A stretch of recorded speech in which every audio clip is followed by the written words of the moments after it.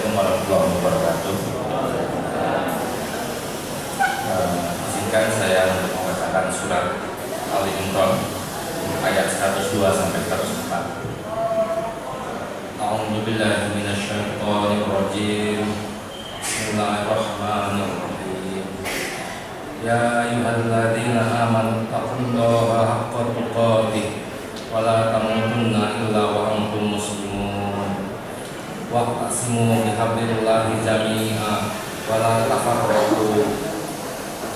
Wa id kuntum wadhkuru ni'matallahi 'alaikum id kuntum a'da'an fa'alafa baina qulubikum fa'asbahtum bi ni'mati ikhwanan wa kuntum ala syafa hufratin minan nar fa'anqadakum hadzalika yubayyinullahu lakum ayatihi la'allakum tahtadun.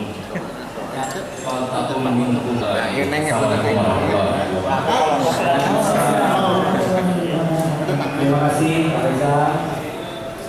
Untuk acara selanjutnya kita akan bersama-sama menyanyikan lagu Indonesia Raya.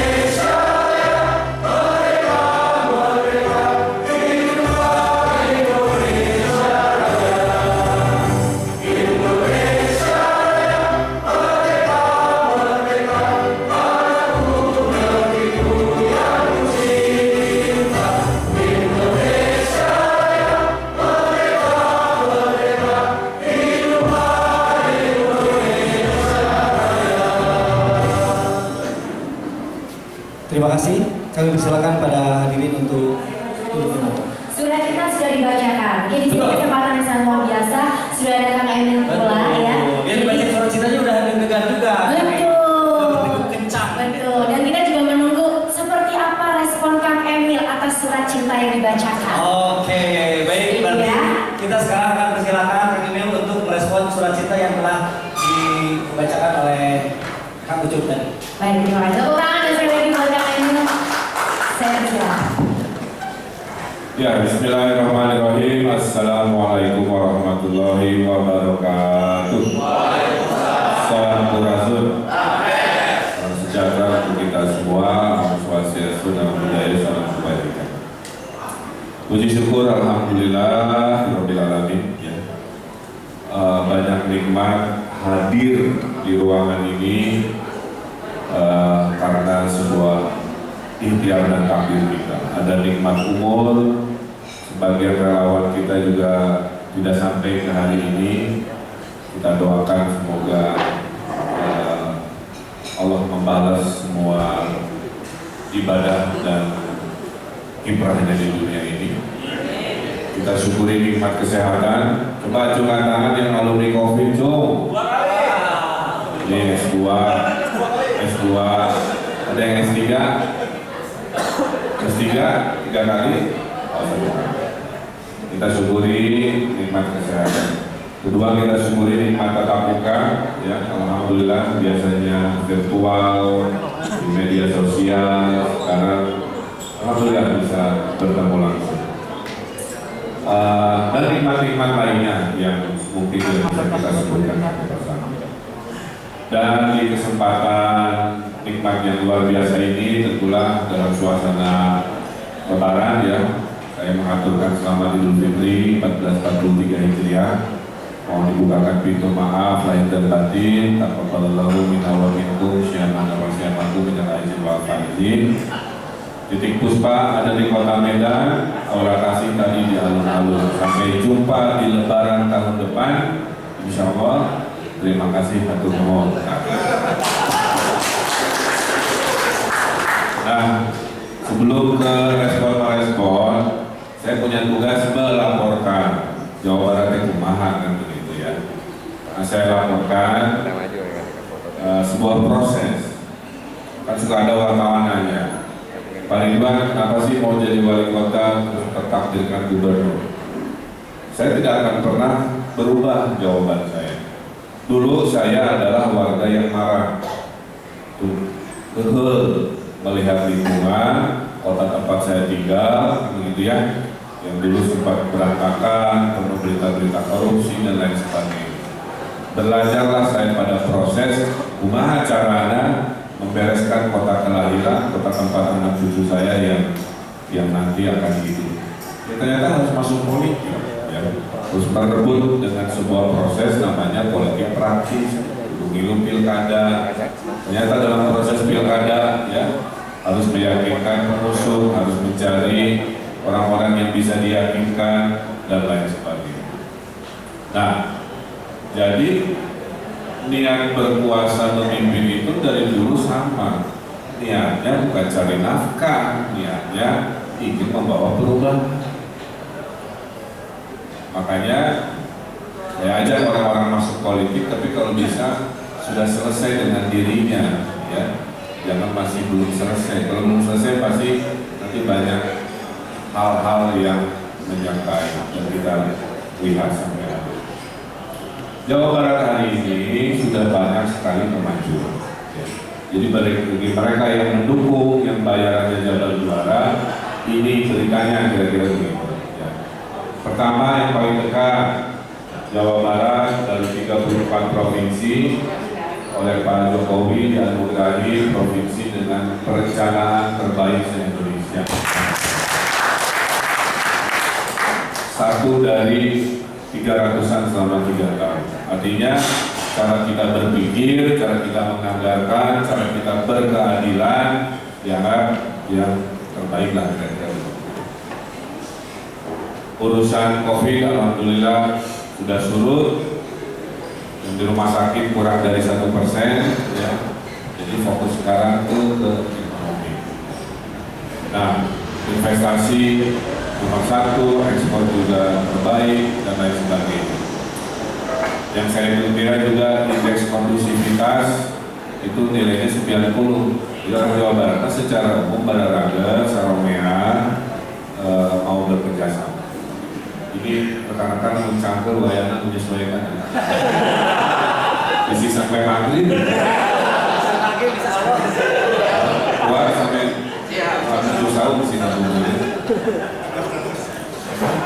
Nah, kemudian semua komitmen sedang dicicil, ya. Mimpi punya 1 desa 1 hafiz Quran dari 5.300 sudah 4.700. Setahun lagi selesai dan benar ya bab itunya. Kita ada program English for Ulama, arti ulama bahasa Inggris supaya jadi duta perdamaian dunia. Ini memang mulianya karena dunia kan lomba perang, lomba pasca di level WA sampai di level Rusia dan Ukraina karena maka walaupun wilayahnya gubernur dari perdamaian dunia tugas semua manusia, maka saya latih bahasa Inggris para ulama muda kirim ke Inggris.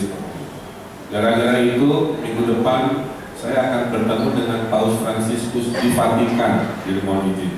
Jadi kenapa gubernur ya rencana kepala negara? Karena gagasan-gagasan Jawa Barat kadang-kadang bukan basisnya bukan wilayah. Dialog perdamaian itu kan kelas dunia gitu ya. Siapa dari kita punya upaya yang lakukan. Itu contoh-contoh ya. Dan lain sebagainya.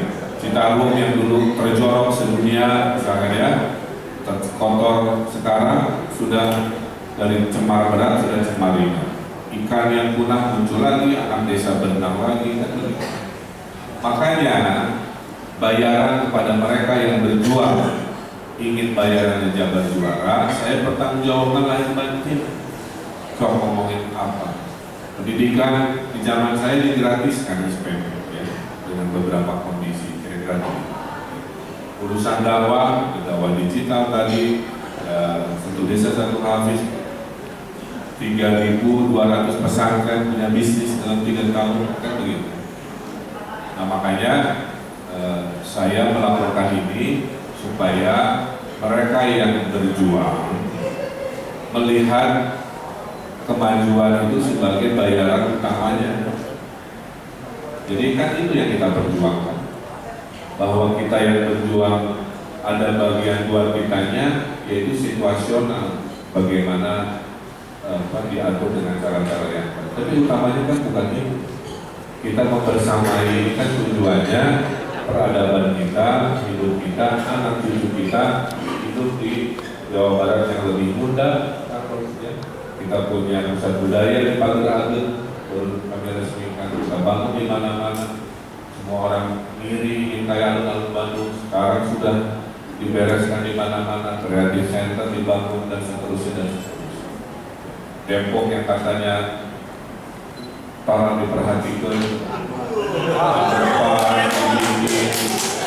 Rawa-Kalong dibikin, yang pasar kemarin diresmikan, Bekasi yang dulu suka nanya itu bagian Jawa Barat itu alun-alunnya dikasih, Kalimalangnya diresmikan, kreatif center paling keren tuh, pasar ditambah. Kabupaten Bekasi dulu.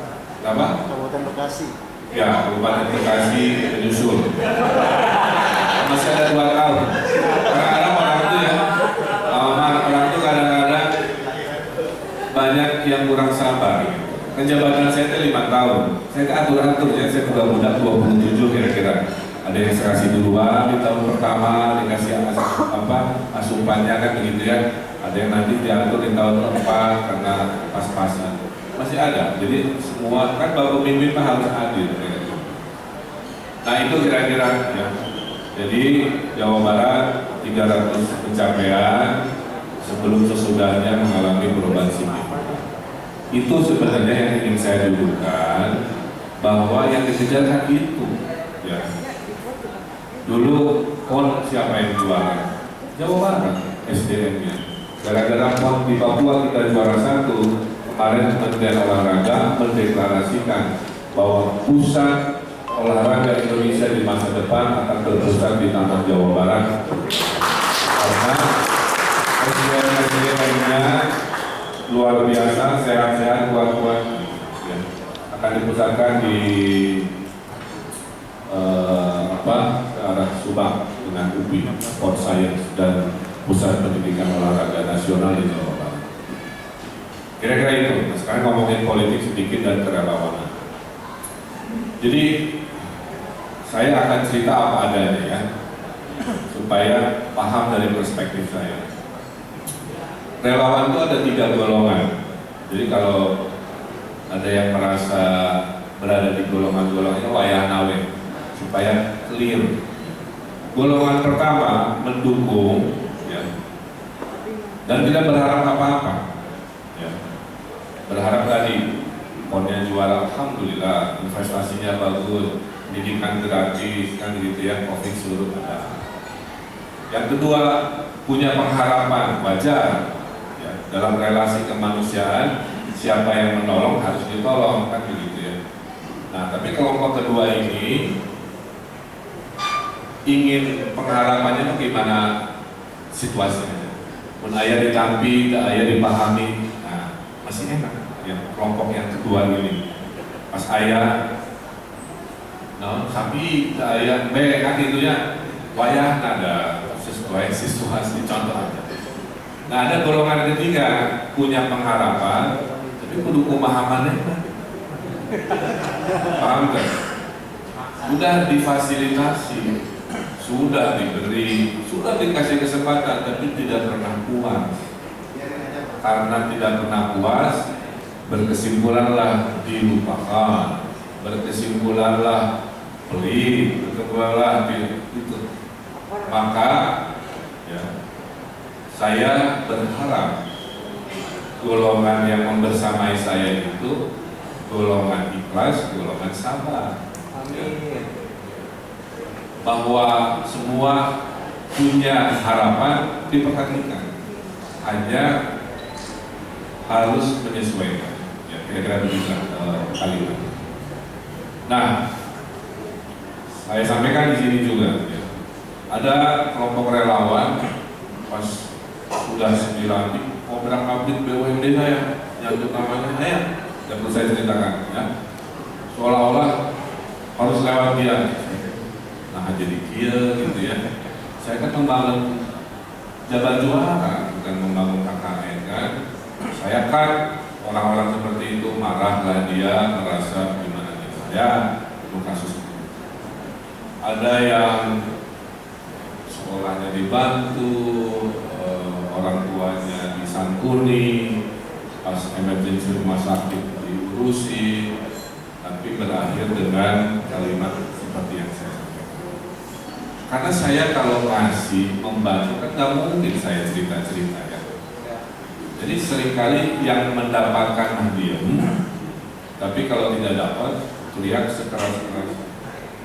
Nah poin saya, Allah memberikan hikmah kepada orang-orang yang tidak sabar itu, ya terjadi seleksi alam seperti hari ini, ya lompat-lompat. Padahal saya sudah hitung tahun pertama gubernur mah adaptasi, ya. Tahun kedua, tahun ketiga prihatin karena COVID, dan tahun ini kita normal. Justru tahun inilah saya mau banyak berbagi. Pada saat sudah saya rencanakan, terjadilah peristiwa-peristiwa golongan-golongan yang tidak sabar kan menyeberang. Ya, sudah takdir manenanya. Padahal sudah saya skenariokan gitu. Nah, pindah ke lain hati. Kenapa? Karena kecintaan itu tidak bisa dipaksakan. Inamal amalu biniyat, kata guru agama saya ya, mudah-mudahan ingat-ingat. Barang siapa meniatkan berteman bukan karena Allah, pasti umur pertemanannya pendek. Jika mayoritas niatnya karena proyek, karena akses, karena apa, saya pastikan pasti perjalanannya pendek. Tapi kalau mayoritas niatnya karena pertemanan, saya berpuasa tidak berpuasa, kita berteman, kita silaturahim sampai akhir hayat. Masalah dalam perjalanan silaturahim ada rezeki, ada kesempatan, itu bonus bukan tujuan. Makanya saya di sini mau mengingatkan itu. Kita niatkan dulu lillahi ta'ala kehadiran Akang Teteh di sini, ya, pengorbanan cangkelnya di belakang saya. Lillahi ta'ala dulu. Bahwa dalam lillahi ta'ala, dalam keikhlasan, sebagian kita dapat kesempatan oleh sebuah takdir, alhamdulillah karena itu. Tapi kalau belum atau kurang, belum sesuai, kalau kita teman, kita pasti paham, gitu ya. Saya punya istri, Atalia, saya cinta, ya, cinta mati, makanya jadi istri. Pada saat sesuai ekspektasi, saya kan makin sayang. Pada saat belum sesuai ekspektasi, diluruskannya dengan mencintai juga. Nah hubungan kita juga sama. Pada saat lagi semua sesuai ekspektasi, makin sayang. Pada saat belum sesuai ekspektasi, disempurnakan. Nah, Maci ibu saya mengajarkan omatnya, jadi pemimpin tidak boleh dendam. Saya praktekkan. Makanya saya mah mual kecewa kanu ngewa, ya. Mual benci kanu ngabuli, kira-kira begitu. Mual kehel kanu geuleuh ka saya, mual melaporkan kanu hobina apa melecehkan dan lain sebagainya. karena hidup membangun Indonesia juara terlalu besar kalau saya habiskan energinya membahas hal-hal seperti itu. Agil, guru saya juga pernah mengajarkan kalau hidup selalu terlalu khawatir dengan omongan orang, gak akan selesai-selesai. Yang penting mah satu, apakah kamu melanggar syariat? Ente. Apakah kamu pedih? Perasaan ente. Apakah kamu zolim? Ente. Apakah kamu melanggar hukum? Ente. Nah kalau kita tidak ada melanggar syariat, melanggar etika, melanggar hukum, masih ada orang yang ngomong itu mah sunatullah. Apalagi saya pemimpin makhluk panggungnya, pasti diharap ditukar di sisi omongan, gesturna, postingna, kebijakan pasti diomongin tentang sunatullah. Nah, maka poin saya, semua yang hadir di sini saya ingatkan dulu niatnya seperti guru saya sampaikan. Mari niatkan persahabatan dengan saya pada pribadi ini lillahi ta'ala ya. Jadi tidak ada kekuasaan, kita tetap berteman itu. Saya inginnya begitu. Saya ulangi lagi ya. Itu dulu. Bahwa dalam perjalanannya nanti ada takdir masing-masing, yaitu mah kita terima, kita upayakan. Tapi jangan dibalik. Ya. Jangan dibalik apa yang buat saya dulu, baru lillahi ta'ala nomor 2. Ya. Nah, terkait politik khususnya di Jawa Barat itu penduduknya paling besar. Pencoblosan 33 juta. Maka waktu pilgub kita ada strategi sebenarnya. Kalau salah terlalu semua Jawa Barat didatangi karena tidak mungkin secara energi. Kuasai aja daerah yang menangan karena pilkada itu mengingin seperti sepak bola. Alhamdulillah Liverpool juara. Menang 1-0 dapat piala, menang penalti dapat piala, 12-0 tidak dapat piala. Daripada ngesang 12-0 kita udah terus menang 1-0 sama saja dapat piala. Nah dalam politik praktis juga sama. Oleh karena itu saya minta tolong ke kawan-kawan, kalau ada cita-cita ke nasional, kuncinya cuma satu, kuasai aja Jawa Barat. Karena Jawa Barat itu sudah 20%-nya Indonesia. Saya ceritakan satu survei ketika saya sebut nama yang mohon maaf. Tahun lalu survei Pilpres di Jawa Barat. Siapakah pilihan presiden warga Jawa Barat? Nomor 1 si A, saya kedua. Kemudian nama-nama yang pakai itu ketiga dan keempat. Bulan lalu kita survei lagi, alhamdulillah nama saya sudah nomor 1. Yang tahun lalu nomor 1 sudah nomor 2 dan yang pakai itu tetap di nomor 3, nomor 4. Khusus Jawa Barat.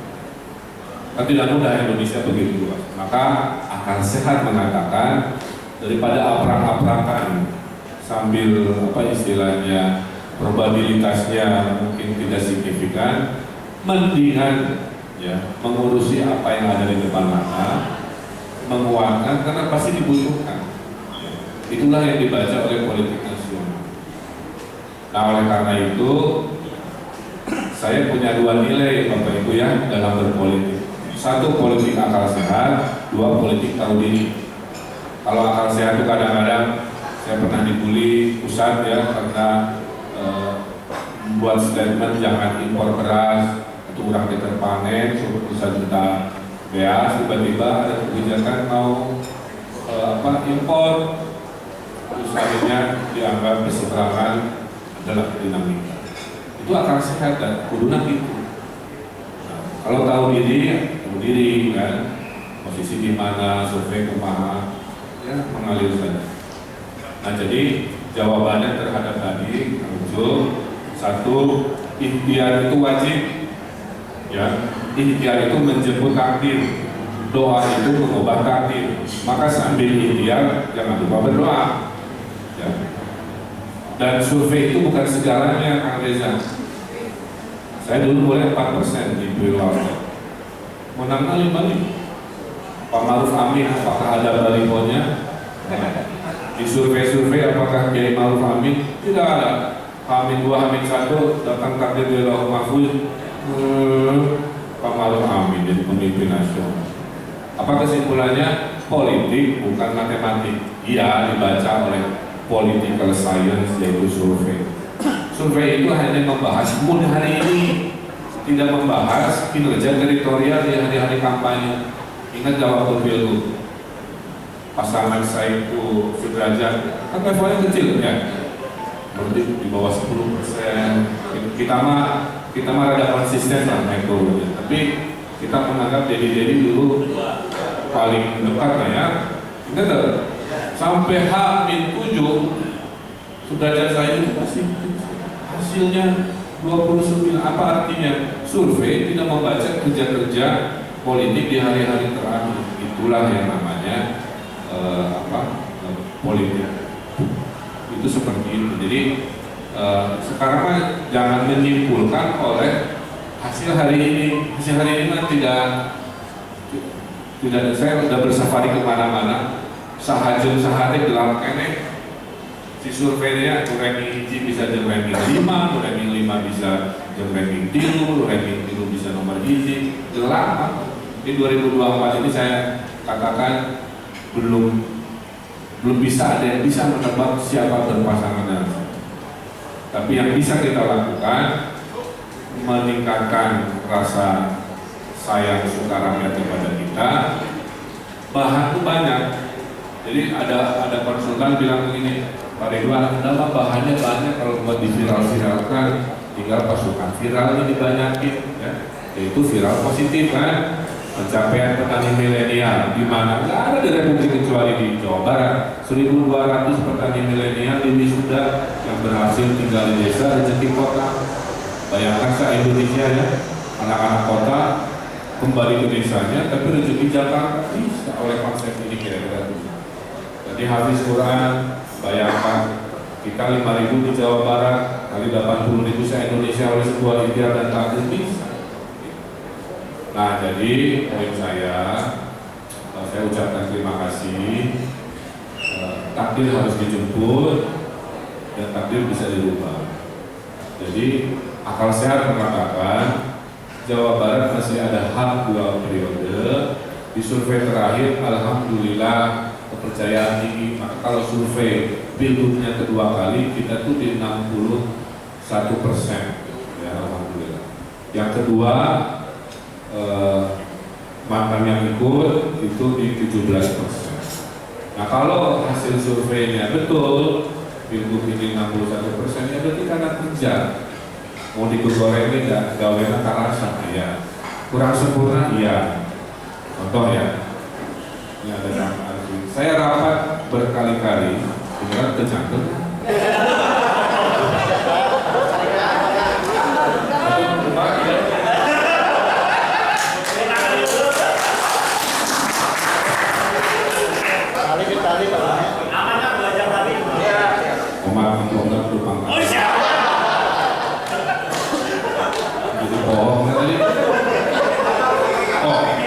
Saya rapat. Ini contoh ya. Saya itu mendengarkan curhatan warga. Saya rapat udah sebulan terakhir. Isinya cuma begini. Pokoknya tahun 2023 mayoritas proyeknya Pemprov adalah ngaspal jalan ya. Tidak boleh ada komplain lagi di mana-mana jalan buruk, jalan apa. Kejar kita ke Bappenas, pindah ke PJB. Karena ya jangan. Karena ya saya itu sensitif ya terhadap komen-komen yang sifatnya inspirasi. Mayoritas di situ saya fokus. Saya bilang kurang aja program strategi gubernur, kita fokus aja ke ngaspal jalan supaya semua ukuran kecontrek. Waktu saya terangin, kenapa nggak di aspal jalan? Kan duit hilang 5 triliun setahun. Kali 2 tahun saya hilang 10 triliun. Nerangin ke orang yang tidak paham susah. Gubernur ingkar janji, ayam kokong, enak itu. Gubernur ingkar janji, tadinya jembatan ayam itu. Banyak. Padahal saya bilang, saya lagi bawa duit untuk membangun Jabar di Pengkolan, di Lampung Covid. Kan? Tapi nggak semua orang percaya, itulah batin saya hari ini. Ya. Sudah kerja keras, saya bukan orang malas, saya bukan orang zolim, saya bukan orang pelit, saya bukan orang dendaman, saya mencoba jadi pemimpin adil. Bahwa masih ada tadi ketidakpuasan, kekurangan kita semua. Saya amati ini, ya bentar ya, bentar minta. Pak, kesimpulannya Mas satu. Tipe gubernurnya mah ada uluran tambang, tapi macet di tengah-tengah. Jadi saya minta silahkan musyawarah lagi. Kalau mau ada perwakilan baru, sok musyawarahin. Kalau punya nama-nama baru melengkapi yang sekarang supaya komunikasi di sisa 2 tahun lebih baik, ya silahkan usulkan. Karena kita berhitung kan musyawarah, ya. Visi selalu nanti ujungnya kan ke saya. Saya nangka, saya selalu terbuka. Visi pendelegasian ini ada kemacetan di mata kawan-kawan, mau dikocok ulang, mau disempurnakan, mungkin tidak harus dengan ada saya ya. Antaranya dari kita aja saya kira itu Pak Ucup ya. Jadi semangatnya bagus. Kalau survei nasional itu popularitas masih 60%, tapi kesukaan tertinggi konsisten di atas 90%. Artinya apa? Menceritakan saya dengan profil saya itu lebih mudah karena tadi track recordnya banyak sehingga mudah disukainya itu menurut saya. Tapi masih belum terkenal di Jawa Timur, masih belum terkenal di beberapa provinsi lain. Nah ini gampang-gampang susah ya, kan betul tupoksi utamanya provinsi Jawa Barat, jadi curi-curi keluar Jawa Barat itu tidak sesederhana. Tapi saya selalu percaya ya, Allah bersama orang-orang yang berikhtiar, Allah selalu bersama orang-orang yang ikhlas tadi, dan lain sebagainya. Jadi itu saja. Ya, saya niatkan lagi dari panggung ini, saya memang meniatkan kepada semua hadir, niatnya bersilaturahmi, bersahabat, tidak